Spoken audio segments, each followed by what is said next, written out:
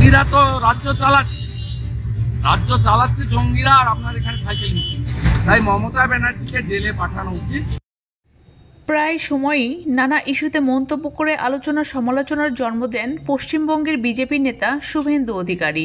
এবার পশ্চিমবঙ্গের মুখ্যমন্ত্রী মমতা বন্দ্যোপাধ্যায়কে নিয়ে কুরুচিপূর্ণ মন্তব্য করায় জনরোষে পড়েছেন এই বিজেপি নেতা।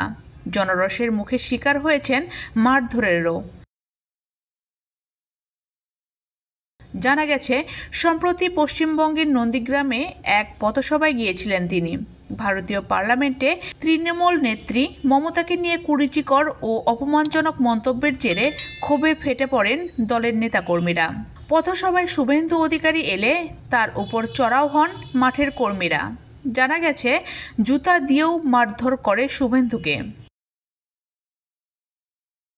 এর আগে ভারতীয় পার্লামেন্টে মমতাকে উদ্দেশ্য করে শুভেন্দু বলেন, শরীর থাকলে জ্বর যেমন হয় তেমনি একটু একটু ধর্ষণও হয়। মাত্র 12,000 টাকায় সুন্দরবন ভ্রমণ করুন, your tours and travels Bogura.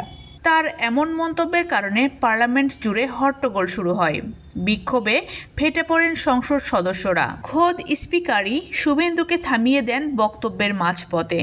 এরপরে নন্দীগ্রামে পথসভায় এসে মারধরের শিকার হন তিনি।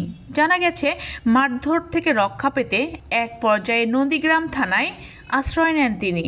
শেষমেশ পুলিশের নিরাপত্তায় জনরোষ থেকে রক্ষা পান শুভেন্দু। শরীর থাকলে যেমন জ্বর জ্বালা হয়, তেমনি একটু আধটু রেপও হয়। বাংলাদেশ নিয়ে নানা রকম কটূক্তিমূলক বক্তব্য করতে দেখা গেছে এই বিজেপি নেতাকে। তার বক্তব্যের কারণে বাংলাদেশ ভারত সম্পর্ক আরও খারাপ হয়েছে বলে মন্তব্য করেন অনেকে। বাংলাদেশের বৈধ প্রধানমন্ত্রী শেখ হাসিনাই এমনটি দাবি করেছেন পশ্চিমবঙ্গের বিজেপি নেতা শুভেন্দু অধিকারী। এছাড়াও ভারত বাংলাদেশ সৃষ্টি করেছে বলে মন্তব্য করেন তিনি। হাসিনা ওয়াজেদ বৈধ প্রধানমন্ত্রী। এই ঘটনায় আবারও প্রমাণ করেছে যে শুভেন্দু অধিকারী কখনোই প্রকাশ্যে বিতর্কের বাইরে থাকতে পারেন না।